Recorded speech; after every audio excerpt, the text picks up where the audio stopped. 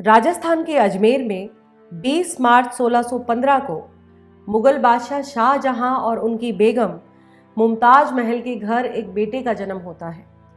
शाहजहां ने उसका नाम रखा दारा, जिसका फारसी में मतलब होता है खजानों या सितारों का मालिक। दारा शिकोह के सगे और सौतेले 13 भाई बहन थे, जिनमें से 6 ही जीवित बचे, जिनमें जहां आरा, शाह शुजा, रोशन आरा, औरंगजेब, मुराद बख्श और गौहर बेगम शामिल थे। 1633 में दारा ने नादिरा बेगम से शादी की। दारा ने अपने जीवन में एक ही शादी की। चाणक्य आईएएस एकेडमी में आप सभी का स्वागत है। आज हम जिस पर्सनैलिटी के बारे में बात करने जा रहे हैं वो है दारा शिकोह। दारा शिकोह को बेहद उदार और गैर रूढ़िवादी मुसलमान माना जाता है। दारा की इस्लाम के साथ ही विशेष तौर पर हिंदू धर्म में गहरी रुचि थी। दारा न केवल इस्लाम बल्कि हिंदू, बौद्ध, जैन आदि धर्मों का भी सम्मान करते थे। वह सभी धर्मों को समानता की नज़र से देखते थे। ऐसा कहा जाता है कि कई हिंदू मंदिरों के लिए दारा ने दान भी दिया था। दारा ने हिंदू और इस्लाम धर्म में समानताएं खोजने का प्रयास किया। इस उद्देश्य को पूरा करने के लिए उन्होंने 52 उपनिषदों और महत्वपूर्ण हिंदू धार्मिक किताबों का संस्कृत से फारसी में अनुवाद करवाया था, ताकि हिंदुओं की उपनिषदों को मुस्लिम विद्वान भी पढ़ सके। साथ ही उन्होंने हिंदू उपनिषदों के अंतर्राष्ट्रीय स्तर पर प्रचार प्रसार में भी मदद की। दरअसल दारा शिकोह द्वारा उपनिषदों का फारसी में अनुवाद कराने का फायदा ये हुआ कि ये यूरोप तक पहुंचा और वहां से उनका लैटिन भाषा में भी अनुवाद हुआ। इससे उपनिषदों को अंतर्राष्ट्रीय स्तर पर भी पहचान मिली और प्रसिद्धि मिली। दारा शिकोह की सबसे प्रसिद्ध किताब मज्म उल बहरैन यानी 2 सागरों का मिलन है। इस किताब में वेदांत और सूफीवाद का तुलनात्मक अध्ययन है। शाहजहां हमेशा चाहते थे कि दारा शिकोह ही उनके उत्तराधिकारी बने, लेकिन ये कभी हो नहीं सका। 1652 में शाहजहां ने दरबार में एक खास आयोजन किया था और दारा को तख्त पर बैठाया था और उन्हें शाह-ए-बुलंद इकबाल यानी बादशाह का उत्तराधिकारी की पदवी दी थी। इतिहासकारों का मानना है कि दारा शिकोह की रुचि युद्ध से ज्यादा दर्शन और सूफीवाद में थी। 1657 में शाहजहां के बीमार पड़ने के बाद मुगल साम्राज्य में उत्तराधिकार की जंग छिड़ गई।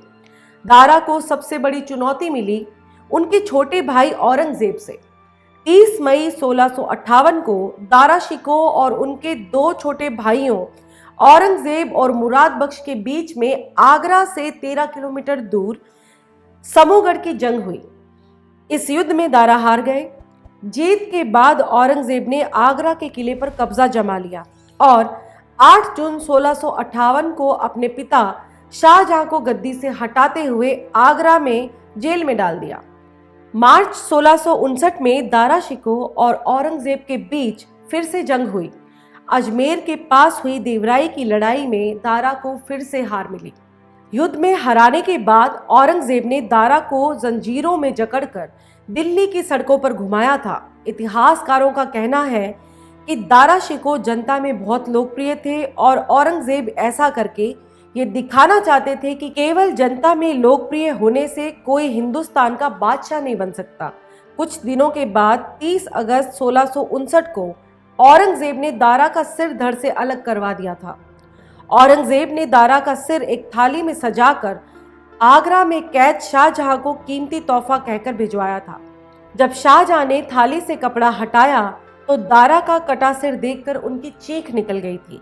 कुछ इतिहासकारों के अनुसार दारा के धड़ को दिल्ली स्थित हुमायूं के मकबरे के पास दफन किया गया था, जबकि उनके सर को औरंगजेब ने आगरा में ताजमहल के पास दफना दिया था।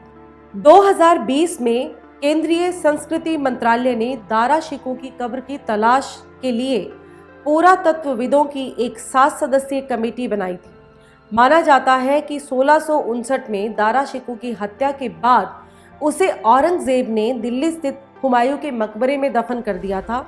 हुमायूं के विशाल मकबरे में 140 कब्रें हैं और वहां मकबरे के बीच में स्थित हुमायूं की कब्र को छोड़कर किसी और कब्र की पहचान करना बहुत मुश्किल है। पिछले कुछ सालों के दौरान सरकार ने दारा शिकोह के प्रचार में तेजी दिखाई है।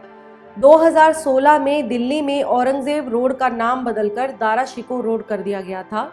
2017 में राष्ट्रपति भवन के पास डलहौजी रोड का नाम बदलकर दारा शिकोह रोड कर दिया गया था। कई इतिहासकार औरंगजेब को कट्टरपंथी और दूसरे धर्मों से भेदभाव करने वाले मुसलमान के तौर पर देखते हैं।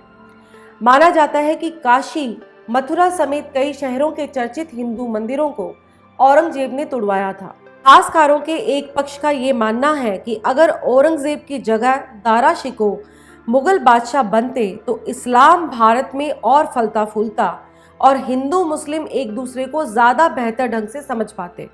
दारा शिकोह हिंदुओं के प्रति उदार थे और उन्होंने हिंदू उपनिषदों का अनुवाद कराकर हिंदू धर्म के प्रचार का काम भी किया था।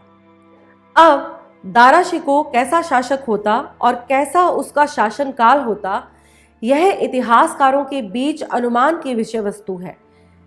जबकि इतिहास में घटित घटनाओं का विश्लेषण किया जाता है, न कि ना घटित होने वाली घटनाओं का अनुमान एवं आंकलन किया जाता है। विभिन्न इतिहासकार पुस्तकों से प्राप्त साक्ष्यों के आधार पर यह जरूर कहा जा सकता है कि दारा शिकोह निर्विवाद रूप से एक धर्मनिरपेक्ष व्यक्ति थे। इसी के साथ ही हम इस वीडियो को यहीं पर विराम देते हैं। आप हमारे YouTube चैनल को लाइक, शेयर और सब्सक्राइब जरूर करें। Thank you so much. Don't forget to like, share and subscribe to our channel and press the bell icon to never miss an update.